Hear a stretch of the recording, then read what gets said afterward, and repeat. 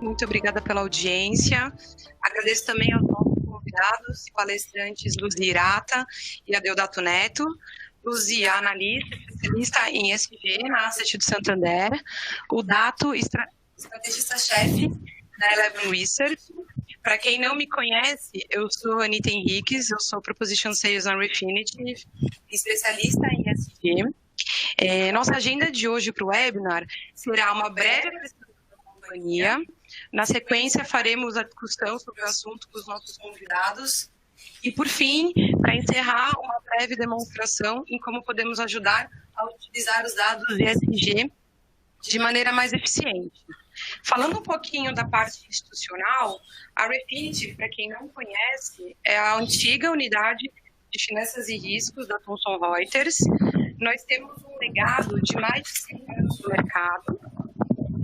Somos reconhecidos por sermos os maiores provedores de dados e soluções para o mercado financeiro. Em termos de números, nossa presença hoje considera mais de 190 países, e temos mais de 40 mil clientes e instituições. A Refinitiv surgiu em outubro de 2018, quando a Blackstone fez a aquisição do controle da companhia, passando a ser detentora de 55% das ações. No segundo semestre do ano passado, especificamente no dia 1º de agosto de 2019, em linha com o propósito de crescimento e evolução do nosso negócio, anunciamos a aquisição da companhia pela LSE. Para quem não conhece, a LSE é a London Stock Exchange. O deal será concluído em meados de 2020. A gente imagina que aí até o meio do ano essa transação já será finalizada. Qual que é a nossa visão sobre todas essas recentes mudanças? A gente está bem otimista e entende que a combinação dos dois grupos fortalecerá a nossa marca, a nossa companhia e nos tornará a empresa líder em infraestrutura de mercados financeiros. Agora, falando um pouquinho do principal tema do nosso webinar, na ESG, em janeiro desse ano nós estivemos presentes no Fórum Econômico Mundial em Davos. O tema ESG tem sido um dos temas mais comentados hoje no mercado. Para a nossa companhia, a gente tem tido bastante foco nesse assunto e bastante investimento, porque a gente entende que, de fato, é um tema muito relevante para todas as partes envolvidas. No final do webinar, eu vou ter alguns minutos disponíveis e, nesses minutos finais, eu vou conseguir ilustrar de maneira concreta como é que a Refinitiv consegue auxiliar profissionais e usuários desses tipos de informação. Tá? E aí eu posso falar um pouco mais também dos nossos principais diferenciais, como é que a gente está posicionado no mercado. Mas, enfim, mais uma vez quero agradecer aqui a presença dos nossos palestrantes convidados e vamos ao mais importante aqui, que é a discussão do tema. Eu vou iniciar o nosso webinar aqui, a nossa discussão, fazendo uma pergunta diretamente para a Luzia Hirata. Luzia, boa tarde, muito obrigada. A nossa pergunta para você é, na sua visão como analista inserida na gestora, na Asset do Santander, o que você entende que são os aspectos mais relevantes hoje no mercado, do ponto de vista dos aspectos de ESG, e quais são os principais desafios? Boa tarde, Anitta. Boa tarde a todos. Muito obrigada pelo convite. Em relação à questão da relevância, né, dos aspectos ESG, eu acho que hoje, atualmente, a gente não pode mais negligenciar os aspectos relacionados a questões ambientais, sociais e de governança corporativa. Estão cada vez mais presentes, né, tanto na análise de risco aqui dos analistas e dos gestores, e são aspectos que realmente muitas vezes impactam, né, o preço dos ativos, né, tem impacto nos nossos fundos. A gente tem observado que algumas companhias acabam sofrendo um pouco mais em relação ao fato de não ter exatamente uma boa gestão em relação a questões ambientais ou sociais e mesmo de governança. Recentemente a gente teve vários casos, né, que acabaram ilustrando um pouco mais essa situação, portanto, não é um tema que a gente possa negligenciar. Então, acho que a relevância tem sido cada vez maior. Tem um outro aspecto também do ponto de vista de investidor, que é a responsabilidade pelos nossos investimentos, né? A gente tem um dever fiduciário, isso é muito debatido, né? Se realmente questões ESG, né, estão sob nossa responsabilidade, e sim, a gente entende que é o nosso dever e a nossa responsabilidade olhar para esses aspectos, né, e ter essa responsabilidade na análise, né, dos vários ativos, né, que a gente olha para os nossos fundos. E tem um terceiro ponto que eu sempre comento, que as questões ESG, elas ainda são muito olhadas do ponto de vista de riscos, né? Então, associada a fatores críticos ou a situações do ponto de vista negativo ou que possam impactar negativamente, né, as diversas companhias. Mas hoje em dia a gente aborda muito pela questão das boas oportunidades de negócio que possam vir, não só em relação às próprias empresas, mas também do ponto de vista de investidores, de novos produtos, de olhar para um viés, né, mais positivo, né, fundos de investimento que olhem para essas questões ou que sejam ligadas ao tema de sustentabilidade e que possam ser boas oportunidades de negócios. Em relação aos desafios, aqui, né, do ponto de vista de gestão de recursos, eu acho que a gente entende que demanda de clientes, né, e entender um pouquinho o que os nossos clientes querem é um grande desafio, embora a gente discuta muito ainda a importância e a relevância dessas questões. A gente ainda tem uma baixa demanda, né, por parte de alguns clientes em relação a produtos associados às questões ESG, mas eu acho que esse cenário tende a mudar. Um outro ponto também é a gente conseguir desenvolver metodologias robustas, né, e bem criteriosas, que realmente captem, né, a avaliação ESG, e isso seja correlacionado à performance não só das empresas, mas dos nossos fundos. Eu acho que é um desafio enorme, até porque a gente tem um volume de informações bastante grande em relação a essas questões, porém a gente ainda tem uma qualidade que pode ser melhorada, né? E aí eu acho que entra num outro ponto, que é em relação à qualidade das informações, né? Então, como eu falei, a gente tem uma série de dados, né, disponíveis não só pelas empresas, mas por diversas outras fontes, e é um grande desafio para a gente capturar essas informações, olhar isso com um ponto de vista de buscar qualidade nessa informação e realmente transformar isso numa análise, num rating, num score que faça sentido e que, de fato, esteja correlacionado com o desempenho dessa companhia.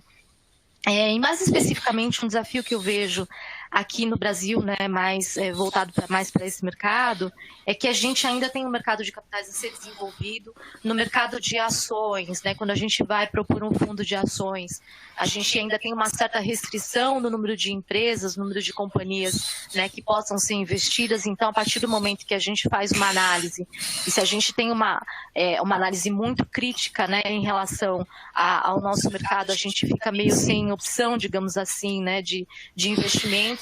E eu acho que esse é um desafio que a gente tem que superar. A gente tende, né, a ter outras formas de olhar para as questões ESG em relação a produtos, e eu acho que esse é um desafio que a gente tem enfrentado hoje, que é propor novos produtos, propor novas formas de enxergar a questão ESG, né, que tem um potencial enorme, mas a gente ainda precisa ter isso muito mais bem estruturado, muito mais bem analisado. Perfeito, obrigada, Luzia.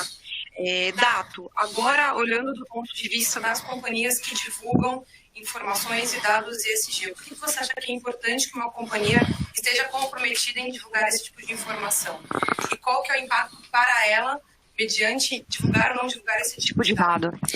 Boa tarde a todos, boa tarde, Luzia, boa tarde, Anitta, obrigado mais uma vez por estar aqui com a Refinitiv. A gente costuma dizer que lá dentro de casa o tema ESG ele existe desde antes de ser cool. Então tem uma história durante o meu tempo de M&A, de Private Equity, em que a gente montou um projeto lá em 2014, na virada de 14 para 15, a gente desenvolveu junto com o meu grande mentor acho que em finanças e no mercado financeiro, um matemático indiano, professor da Kellogg, que foi meu professor em Chicago, Manohar Adhikari,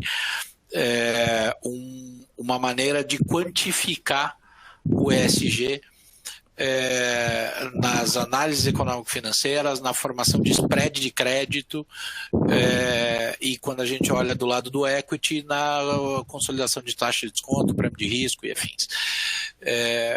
Isso evidentemente passa pela capacidade de disclosure das companhias, pela capacidade de apresentar de fato informações sobre elas, e evidentemente seria o mundo ideal, e o projeto e o modelo que a gente desenhou à época buscava fazer essa avaliação. Eu fiz uma apresentação sobre isso na sede do Global Compact das Nações Unidas, que é uma iniciativa engajada sobre isso, né? Eles têm os 10 princípios de sustentabilidade corporativa na sede deles em Nova York, exatamente para levar um modelo de incorporação de disclosure e de reporte, não só nas empresas, mas em supply chain.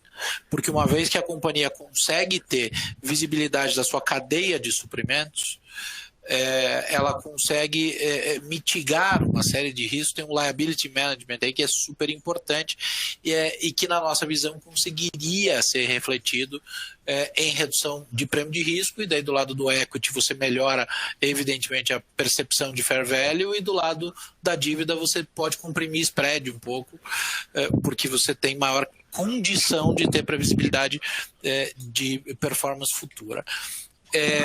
Ainda há um nível, como a Luzia muito bem observou, de baixíssimo engajamento do lado das companhias.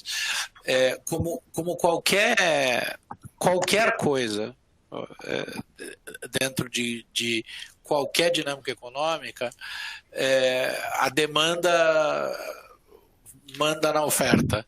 Então, se não tem demanda, a oferta vai patinar por mais um tempo. Quando a gente começou a desenhar isso, e esse projeto foi apresentado nas Nações Unidas na virada de 14 para 15, ele começou a ser desenhado, acho que começo de 2013, se eu não estou enganado, e ainda era muito difícil. A gente tem alguns índices das bolsas importantes, em que tem aí a própria Bolsa Brasileira, o índice da Nasdaq, você tem alguns estudiosos, né?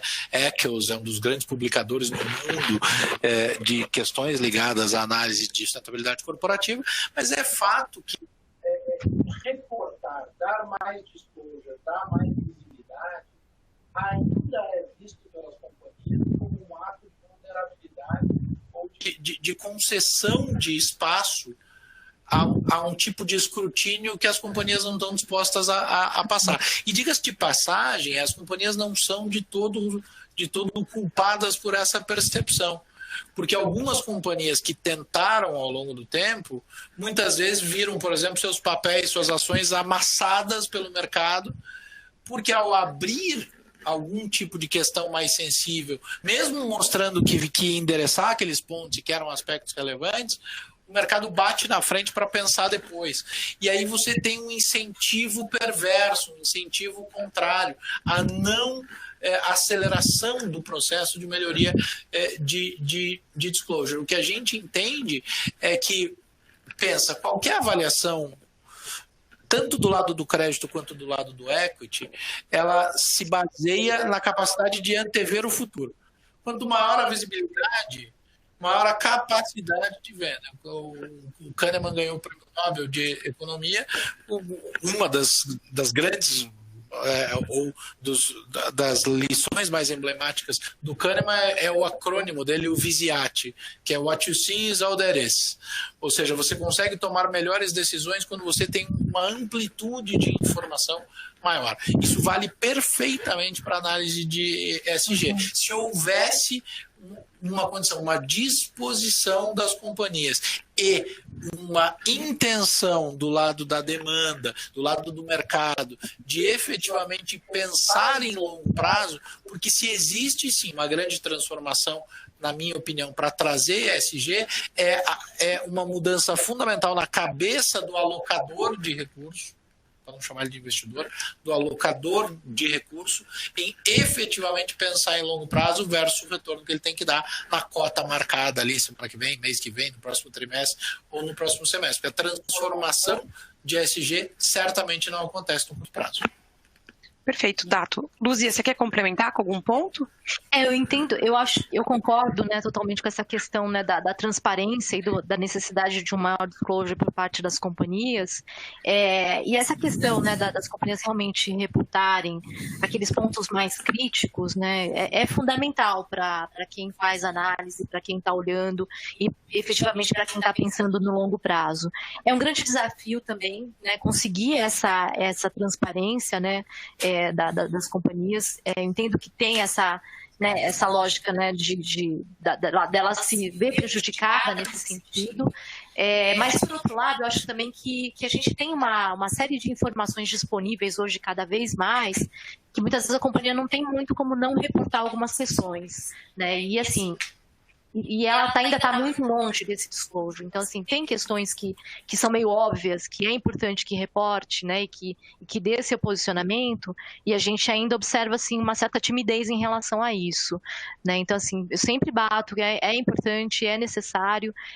Essa visão de curto prazo atrapalha um pouco, de fato, né, dá esse receio, esse medo, mas acho que sim, a partir do momento que a gente tiver uma visão mais de longo prazo, né, de pensar na consistência do resultado, não só no amanhã, isso tende a se tornar mais transparente. E eu acho que aquelas empresas que estão realmente comprometidas e que querem ter bons investidores do lado, né, e que querem dar uma consistência para o seu negócio, elas tendem a entender essa questão e tendem a ser um pouco mais transparentes nesse sentido.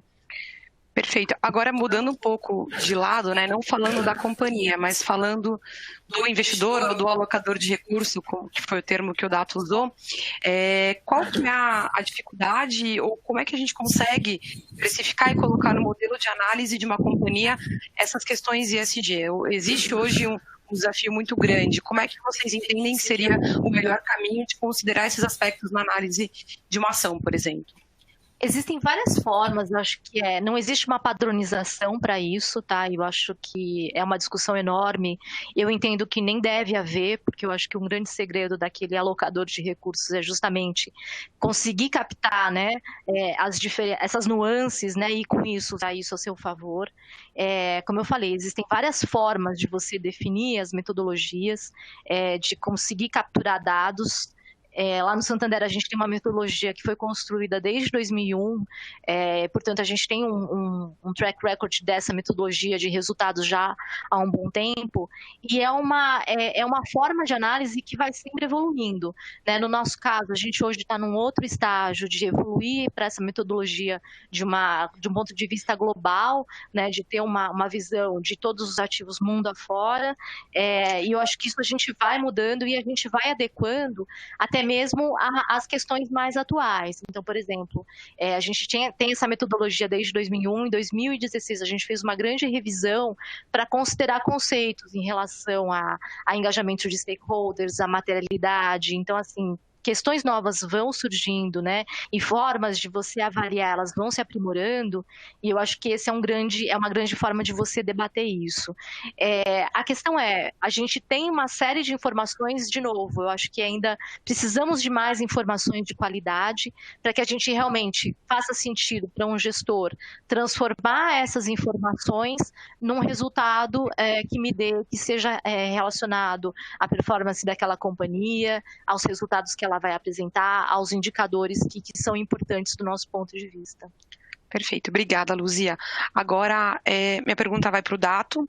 Dato, como é que a gente pode comparar o tema ESG no Brasil com relação ao restante do mundo? Você acha que a gente está evoluindo? Você acha que ainda tem um espaço a ser conquistado? Como é que a gente pode entender a questão de ESG hoje dentro do nosso contexto aqui Brasil? Sabe que, curiosamente, a Luzia deve ter mais dado do que eu para dar essa resposta, mas eu vou te falar sobre percepção e principalmente do mundo de private equity lá fora, mas também olhando o ativo brasileiro. Um pouco da minha vivência, da minha experiência nisso. O Brasil não me parece muito fora da amostragem global de ESG. ESG tem alguns núcleos, alguns lugares ou alguns movimentos em que você concentra mais gente, concentra mais player, mas essencialmente o mercado ainda tem uma baixíssima aderência. Isso acho que talvez por tudo que o que a gente colocou aqui. É muito legal ver aquecer esse assunto. Os meus sócios, o Bruno, o mestrado dele em Colômbia e Nova York é em sustentabilidade. É um assunto que para a gente é muito caro. A gente não transforma isso numa bandeira porque a gente trabalha isso dentro de um assessment de risco interno. Agora, exemplos, sem aqui nenhum tipo de endosso ou algo do gênero, mas tratando como um exemplo prático importante, uma companhia brasileira que é um bom exemplo, até um ótimo exemplo, mesmo a nível global, de engajamento ESG é a Natura. É um caso incrível de engajamento que tem muitos e muitos anos. Quando a Natura anunciou a aquisição da Avon, o nosso time de research, a análise publicada e o upgrading que a gente fez, a gente já tinha uma visão construtiva, mas a gente fez um upgrade adicional em Natura, foi o principal pilar, e evidentemente foi enviado a todos os clientes à época, e isso é muito recente, é exatamente a incorporação do modelo consolidado de gestão ESG da Natura dentro da Avon. Isso abriu as portas imediatamente, ou pelo menos houve uma sinalização de abertura imediata das portas do mercado chinês para a Avon, que não existia.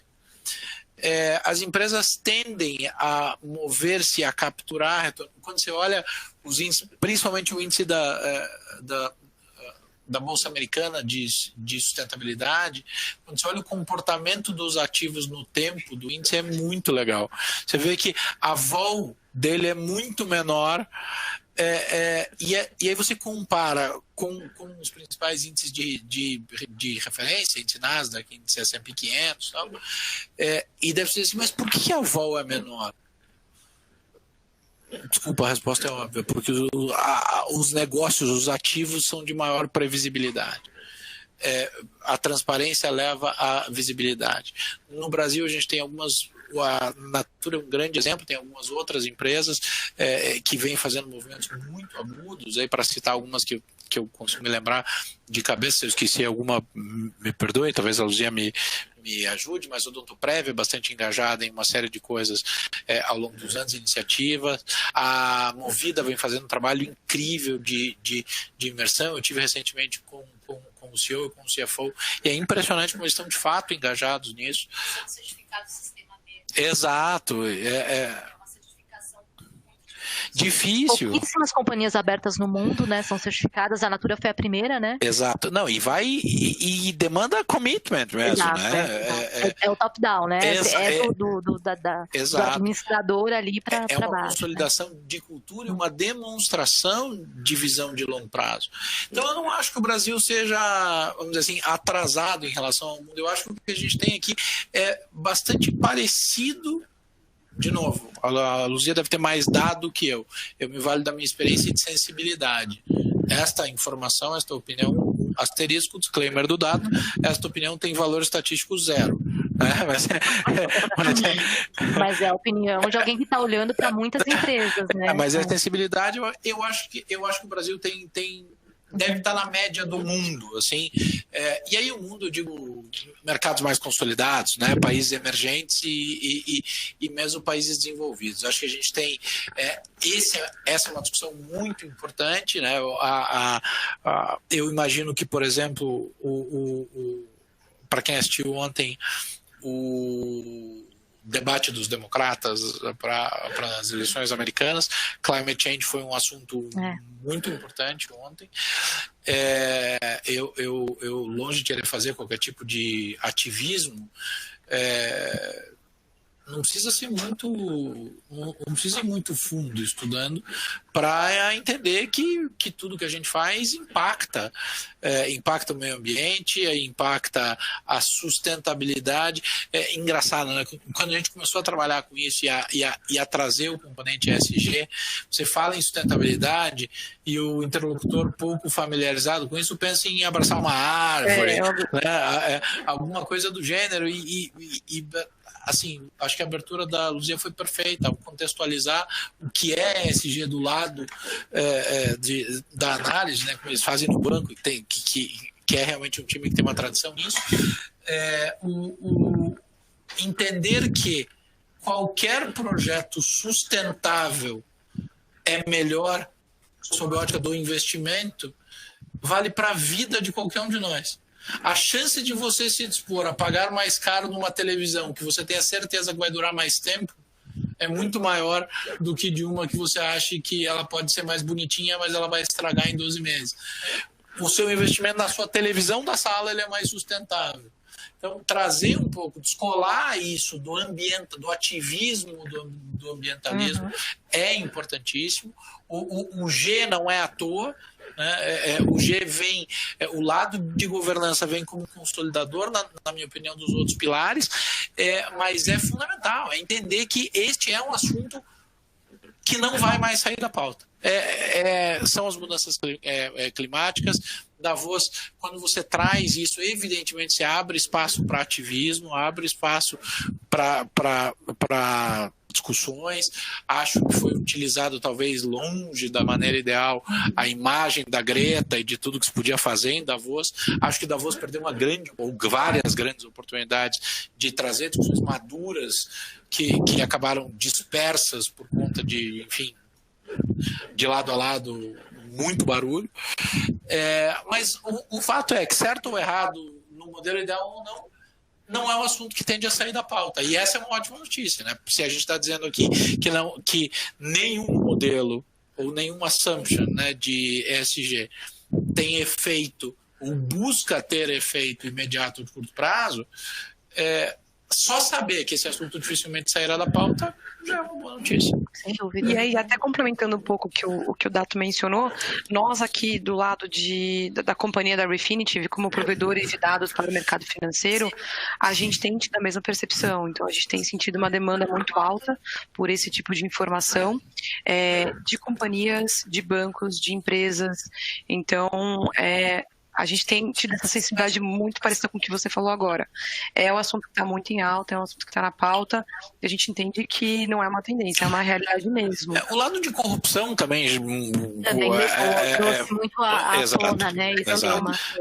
Então, aí só para mostrar como você sai do environmental e traz para a governança política anticorrupção. E aí isso começou muito mais forte nos Estados Unidos, lá no emblemático caso da Enron, Lei Sarbanes-Oxley, e como tudo isso começou a ser consolidado, você está trazendo premissas de obrigação de liability, de governança, que estão diretamente ligadas às premissas do ESG. Porque as empresas quebraram, né, por falta de uma estrutura adequada de governança. Exato. É fato, assim, tem um impacto tem uma correlação, tem uma correlação, assim, é lógico que a gente leva a alguns extremos, mas hoje a gente observa que, assim, empresas quebram, empresas têm muitos prejuízos em relação a esses temas. Uma coisa que eu queria complementar até, Dato, eu acho que toda empresa ela pode ter problemas do ponto de vista social, ambiental e de governança, né? E do nosso ponto de vista de análise, a gente vai olhar assim muito assim, ok, dado que pode ocorrer um problema, como é que a empresa vai reagir diante disso? Né, eu acho que essa é uma informação muito importante para a gente, que é justamente isso, você ter uma visão de futuro, né? Então, assim, empresas no mundo todo, né, que têm empresas sólidas, né, tiveram problemas em relação à governança, em relação a questões ambientais e sociais, né? A gente tem exemplos aí que a gente pode citar, mas o importante como é que ela se recupera depois disso? Como é que ela responde, né, para os seus stakeholders, dada a situação, né? Eu acho que essa é uma informação importante que a gente sempre busca também, e de fato, eu acho que o Brasil tem bons exemplos, né, de companhias que conseguem nos responder, né, em relação a eventos críticos que possam acontecer. Já tive exemplos de companhias que ligaram para a gente, olha, né? Saiu uma matéria no jornal, acabou de sair, a gente tem ciência do assunto, estamos fazendo isso, aquilo. Para mim é um ótimo sinal, porque a empresa ela é muito mais proativa na resposta. E é isso que é importante para a gente. Não é uma empresa que esteja 100% isenta, né, dos problemas e das questões mais críticas, mas é a forma como ela responde. Ou às vezes até o fato de você não ter uma resposta é uma resposta. Também, eu sempre falo, a não informação para mim também é uma informação. Exatamente. A cabeça do analista é bem assim. Não falou nada. Eu falo para o meu time o tempo inteiro. Eu penso no meu analista, quando eu estou avaliando o meu time, ou os analistas, muito mais pelas perguntas do que ele faz do que pelas respostas que ele dá. Entendeu? É exatamente que tipo de espectro você está olhando, né? E trazer o componente social, quando a gente estava fazendo o trabalho que eu estava mencionando há pouco, em Nova York, envolvendo o supply chain, eu assisti uma apresentação, eu estou há 5 minutos tentando lembrar o nome da pessoa e não consigo me lembrar, mas foi uma apresentação genial, assim, falando do lado social disso, e ele deu à época o exemplo da Zara, com a holding, com a Inditex, né, e tudo que aconteceu, que eles foram condenados, foram punidos por trabalho escravo e tal. E aí eu me lembro que ele dizia assim, alguém nessa sala em sã consciência acha que essa companhia deliberadamente disse, peraí que eu vou promover o incentivo de trabalho infantil ou trabalho escravo para aumentar o meu lucro? Não, mas você tem um supply chain gigantesco, que você tem 8 níveis de subcontratação, e que isso se perde no tempo se você não tiver um mapeamento de supply chain. Então eu acho que cada vez mais esse engajamento tende a monitorar, e é difícil, né? É o que a gente falou, citando o exemplo da Movida, que você vai fazer, o presidente tem que estar, o conselho tem que estar alinhado, todo mundo tem que entender que isso é uma premissa em todas as frentes, na responsabilidade social, na governança corporativa, nas suas relações com o meio ambiente, e eu acho que uma das coisas que ainda faz com que o ESG seja menos observado é uma avaliação equivocada de que o lado environmental e que o lado ambiental, meio ambiente, natureza, ou seria o principal pilar, ou alguma coisa do gênero. A pessoa lá, a empresa pensa assim, não, eu sou uma prestadora de serviço, eu sou um negócio desse, eu não tem impacto nenhum. Eu não tenho impacto nenhum no meio ambiente, isso não é para mim. Não, você impacta a sociedade, você tem relações sociais fundamentais, você tem relações de governança fundamentais, e aí muda de setor para setor, evidentemente. Uma companhia do setor petroquímico tem um impacto infinitamente maior do que uma companhia de prestação de serviço. O que não reduz a relevância do S e do G na empresa prestadora de serviço e no nível do seu alcance também do lado ambiental. Acho que é uma mudança no sentido de compreender aquilo que se pode fazer com a visão de longo prazo, com aquilo que, qual é a obrigação que eu tenho que cumprir aqui? O que eu sou obrigado a entregar? Eu sou obrigado a entregar isso aqui, então é até aqui que eu vou. Quem tiver essa mentalidade, dificilmente vai engajar. Mas eu entendo, acredito, tento propagar isso na medida do possível, que já é muito claro que quanto mais rápido e mais ampla for a aderência, maior a probabilidade dessa companhia ser beneficiada ao longo do tempo, tanto no mercado aberto, quanto no mercado fechado, quanto do lado de redução de custo de dívida, de novo, com atratividade de investidores. Tende a haver sustentabilidade de projetos, isso melhora a taxa interna de retorno, isso é bom para todo mundo em todas as coisas. Mas custa tempo, dedicação, dinheiro, compromisso. É um processo, de novo. A gente vai ficar repetindo nisso porque é fundamental. Obrigada, Dato. Pessoal, só antes de continuar, eu queria deixar claro que a gente consegue receber perguntas. Quem tiver interesse é só clicar no botão Q&A que está aparecendo na tela e enviar para a gente. E ao longo da apresentação a gente consegue ir incluindo as perguntas que vocês mandarem. Falando um pouco da parte dos desafios e agora olhando mais para a parte regulatória. Quais são as questões que envolvem ESG do ponto de vista regulatório? do ponto de vista regulatório, na indústria de fundos, né, e na parte mais do ponto de vista dos investidores, a gente ainda tem, né, a legislação ela é bem tímida, a questão da regulação ela é bem tímida, e eu acho que existe até uma razão para isso, né, o regulador não tem a intenção de impor, né, ou de definir critérios muito específicos em relação a essas questões ESG. Aqui no Brasil, a gente discute muito com os reguladores, né? E no nosso caso, né, como gestor de recursos, a gente, né, tem essa interação bastante grande com o CVM, né? E a CVM ela tem um posicionamento muito claro, ok, né? Entendemos essa questão, mas precisamos discutir isso previamente, né? Então, muitas vezes a gente discute isso junto com a Ambima, né? Do ponto de vista de autorregulação primeiro, para depois avaliar se isso seria necessário virar uma regulação de fato. Né, o próprio Banco Central, no caso da política de responsabilidade socioambiental também, antes disso teve discussões bastante grandes com a FEBRABAN, né, antes de virar realmente, né, uma resolução, né, emitida pelo Banco Central. Então, eu acho que aqui a gente tem muito debate em relação à regulação. Não acredito que a gente vá ter critérios muito específicos por parte da indústria de fundos. Agora, por parte da indústria, das empresas em si, né, a gente vê um movimento cada vez mais contínuo, né, da CVM em relação às companhias abertas, né, no formulário de referência. Então, isso vem numa evolução, né, de pedir primeiro informações, né, um pouco mais abrangentes e a cada ano, a cada revisão, né, da gente observa questões mais específicas, né. Então, hoje, ele pergunta especificamente sobre políticas de responsabilidade socioambiental, se tem, né, um relatório publicado, se ele é auditado, enfim, tem uma evolução aí por parte, né, dos órgãos reguladores de cobrar um pouco mais às empresas para prestação de contas em relação a esse tipo de informação.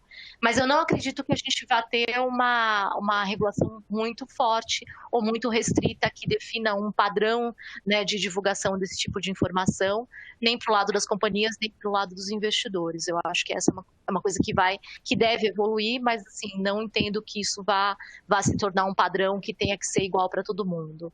Perfeito, obrigada. E com relação à qualidade dos dados, vocês entendem que a gente ainda tem que evoluir? O que poderia ser feito, né, pelas companhias para que a gente consiga ter mais informações e consiga utilizar melhor esses dados? Eu acho que a primeira coisa é a disposição de abrir.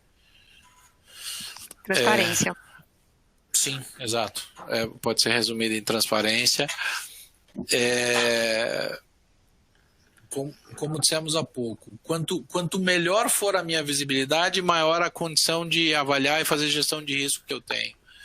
A qualidade das informações, e aqui é importante que se diga que o fato, né, a ausência de evidência não é evidência de ausência, né? Ou seja, eu dizer que as empresas hoje não dão o disclosure ideal e não desenham o cenário ideal para uma avaliação profunda das premissas ESG e de assessment de risco, não quer dizer que elas deliberadamente ocultam informações. Não tem nada a ver uma coisa com a outra. É uma formação de cultura. E aí eu vou dizer o seguinte também. Pega, por exemplo, o que aconteceu na virada de 18 para 19. A gente que faz análise de companhia o tempo inteiro, a gente que faz análise de companhia o tempo inteiro, pegou a virada de 18 para 19 e veio a mudança da regra do IFRS 16. Zoneou tudo sob a ótica do analista. As próprias companhias passaram meses tentando entender qual era a sua nova realidade. Então você pensa e diz assim, o cara está lá no IFRS 16 mergulhado, virado do avesso, você acha que ele vai parar para pensar como é que ele vai melhorar as suas questões ou focar nisso? É difícil. Tem que ter um commitment, tem que ter um compromisso. Curiosamente, eu acabei de citar a Fabi e vi que tem um comentário dela ali na tela o comentário que diz que o som do Dato ficou muito marcado, não tenha deixado de ouvir, que eu acabei de citar. Do nosso call. Eu acabei de citar o engajamento dela como uma profissional de referência nisso. Então, o ponto para que venha a qualidade de dados, Anitta, vai precisar obrigatoriamente ter o commitment. Porque explicação para não fazer tem várias. Explicação para controle de custo, dispersão de foco, mudança na regra contábil, auditoria, o auditor, ninguém sabe, ninguém faz, não tem comitê interno, você tem que alocar a responsabilidade. Explicação para não fazer tem várias, então só vai evoluir isso quando tiver verdadeiro commitment de dedicação das companhias no sentido de compreender que isso vai fazer bem. Mas, como eu disse no começo, o lado da demanda é importantíssimo. Os investidores precisam compreender o valor disso e precisam parar de dar porrada em quem dá visibilidade e mostra vulnerabilidade. Porque pegando carona no que a Luzia falou, que ela prefere alguém, eu também, que vê um pepino e que me liga e diz assim, eu tenho um pepino aqui, e às vezes não é porque saiu no jornal, às vezes é antes de qualquer um saber. Uhum. Ele pega e diz assim, eu tenho um problema aqui, Bom, eu vou citar um exemplo que vai ser péssimo. As pessoas não vão gostar, mas... Fique à vontade, assim, imagina se a Vale tivesse feito um alerta antes da catástrofe e dito, olha, tem um problema aqui iminente. Vai custar 6 bi para ajustar isso e a gente decidiu o que a gente vai fazer. Dificilmente o mercado teria premiado a Vale por isso. O mercado ia fazer conta de 6 bi de conta dedutora no resultado prospectivo da Vale e ia dar uma porrada na ação. Agora, deu a tragédia, ela não fez isso. Não estou dizendo que é por isso que eu disse que o exemplo é péssimo. Mas como reação do lado da demanda, se a companhia tivesse feito, sob a ótica do disclosure, e tivesse, ainda que imagine que ela estivesse tomando as providências, alocando o capital, investindo naquela direção e tivesse sido incapaz de impedir a tragédia e a catástrofe. O fato do disclosure anterior, na minha opinião, não teria feito o investidor pagar prêmio para a Vale. Ele teria batido na Vale porque ia sair 6 bi do resultado prospectivo dela. Então, o lado da demanda do investidor também deixa muito mais tímido o ímpeto das companhias em aumentar o disclosure. Uhum. E, evidentemente, esse exemplo ele só é emblemático porque houve uma catástrofe, né? Enfim.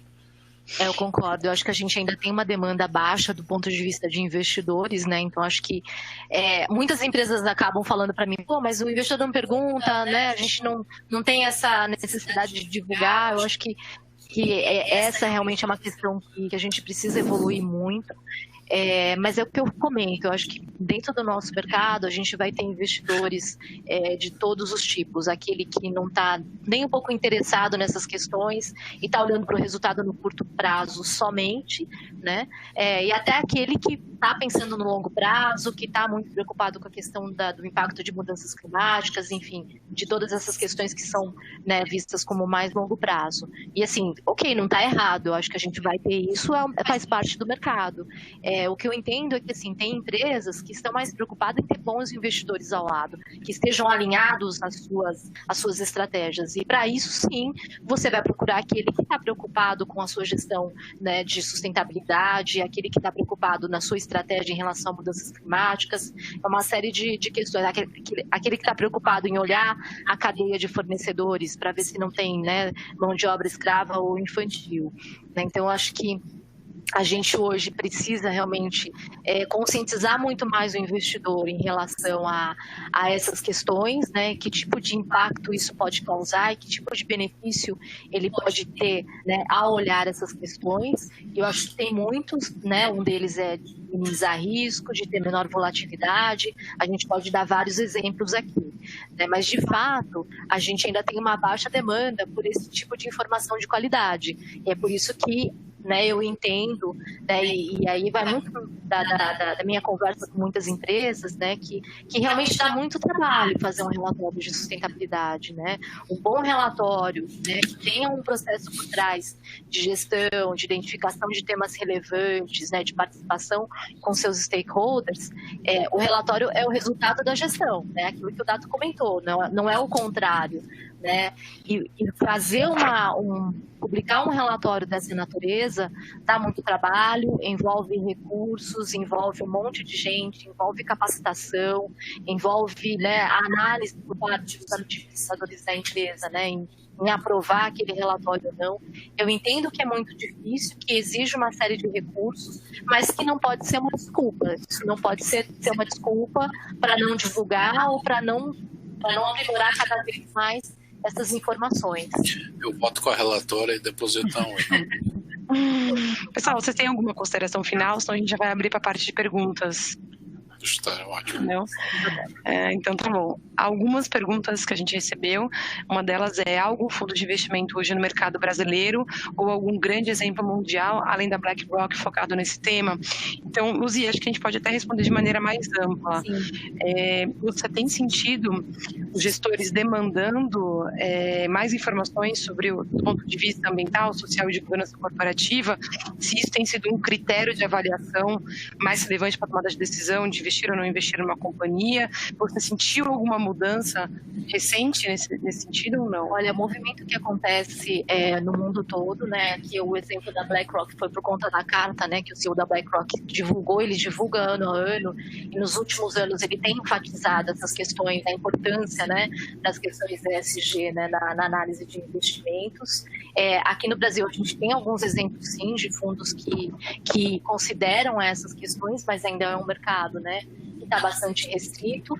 Eu entendo que tende a crescer, ainda que timidamente, mas eu acho que tende a ter fundos que estejam olhando mais para essas questões, até por uma demanda de clientes, tá? Eu comentei lá no começo que eu entendo que a demanda ainda é baixa, mas eu acho que a gente tem cada vez mais, né, pessoas que estão querendo olhar para esse tipo de critério, ou que minimamente me falam assim: olha, eu quero investir o meu dinheiro, mas eu não quero na companhia A, B ou C, porque, né, eu tenho algum tipo de restrição, ou em relação ao produto, ou em relação a práticas de sustentabilidade que determinada empresa possa ter.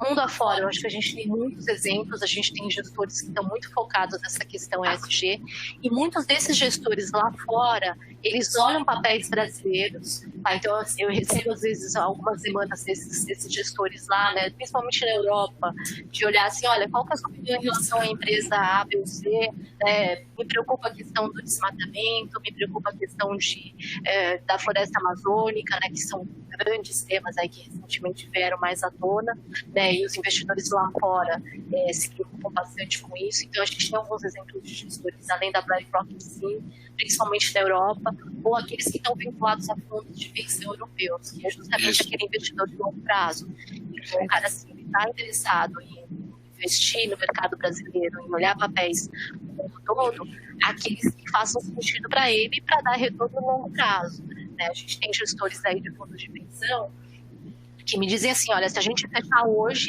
eu ainda assim tenho que dar retorno para os meus cotistas, né, para os meus clientes nos próximos 100 anos. Então, quando você olha esse horizonte, né, ali para frente, obviamente, questões como mudanças climáticas impactam, né? Então, acho que tem muito dessa visão assim, do investidor de longo prazo, daquele gestor ou daquele fundo de pensão que é um detetor de ativos, né, que ele precisa realmente ter um retorno, né, nos próximos 100 anos. Obrigada, Luzia. E, Tato, só uma última pergunta. Da tua visão, o que você acha que é o impacto para a sociedade a questão ESG? Você acha que hoje a gente falou muito do ponto de vista do investidor, das companhias, agora eu estou falando como sociedade. Aí a gente traz o componente do S, que é fundamental, né? A gente busca muito sem alarde. Eu acho que os grandes casos de S não tem alarde, né? A gente busca fazer isso dentro de casa. Eu falo muito para as pessoas lá dentro da Eleva, que assim, as pessoas importam o ambiente, suas famílias, a capacidade que a gente tem de impactar a vida daqueles que trabalham direto com a gente do nosso ecossistema, os tais stakeholders, é fundamental. E aí eu já vejo uma mudança grande. Aí eu já vejo muita gente, muita empresa reconhecendo que as pessoas são pilares fundamentais do seu negócio. As empresas são essencialmente formadas pelas pessoas. Os grandes projetos de retenção, de capacitação, de bonificação estão intrinsecamente ligados ao lado S e G, uma simbiose entre o S e o G do ESG. Quanto mais aderentes as empresas forem, provavelmente, ou eu diria quase que certamente, maior será a reverberação positiva na sociedade. Uma frase daquelas de avô, assim, que a gente cita, que acho que vale muito, né? Respeito é moeda de troca. Então, a sua tendência é respeitar quem te respeita. Então, acho que as companhias, os produtos, os agentes que tratarem a sociedade com respeito tendem a ser mais respeitados, por consequência, mais valorizados por ela. Acho que é inevitável que isso aconteça. Se o grande motivador das companhias não for o cérebro, o olho, nem o coração, for o bolso, talvez demore um pouco mais. Se a gente tiver uma mescla dos itens anteriores, a gente pode fazer isso um pouco mais rápido. Perfeito. Obrigada, Dato. Nós recebemos uma pergunta, até citando o exemplo que o Dato mencionou de Natura, tá? Então, acho que é um grande desafio os analistas questionando como incorporar os modelos de avaliação, os componentes ESG. Então, como precificar isso dentro dos modelos. Dato, você quer fazer algum comentário aí? Como é que a equipe anda avaliando esses aspectos? Existe alguma... A resposta que eu vou dar pouco vai ajudar, né? Eu citei a Fabi agora há pouco, ela estava ali dentro, quando a gente começou a questionar isso em relação aos relatórios de sustentabilidade, eu trouxe para a métrica financeira, eu levei para o Mike em Chicago e a gente usou uma metodologia que ele, na posição de professor de valuation da Kellogg, da DePaul, da Loyola em Chicago, levou 50 anos para desenvolver, para criar um indicador a partir de uma análise aberta de uma quantidade gigantesca de indicadores e de métricas que precisavam de uma pesquisa e de uma imersão dentro das companhias para conseguir capturar isso, porque as demonstrações financeiras de fato não reportavam aquilo, e aí a gente foi criando pesos dentro de cada negócio, como por exemplo o que eu disse agora há pouco, o peso que tem tratamento de resíduo para Braskem é diferente do peso que tem para Odontoprev. Então eu não posso criar uma métrica estanque que diga como que cada um dos indicadores das premissas ESG vão pesar, mas adequadas a cada negócio, a gente desenvolveu um modelo de ponderação desses riscos e trouxe isso para os componentes de equity e de dívida. Mas daí, para explicar mais em detalhe essa história, a gente precisaria de um outro webinar em mais tempo. Mas eu diria o seguinte, para ser bem instrumental, o detalhamento e o disclosure permitem aumentar o nível de previsibilidade e isso vira redução direta no prêmio de risco. E se você tem um prêmio de risco menor, você tem um custo de crédito menor e uma valorização de equity maior. Perfeito, obrigada, Dato. Mais uma vez eu quero agradecer a todos pela participação. Luzia, muito obrigada. Obrigada. Muito obrigada também. Super prazer. Papo sobre esse assunto vai longe, se você deixar. Sempre, né? Se a gente tiver mais umas 2 horas aqui, vai. Espero que tenham gostado. Muito obrigada.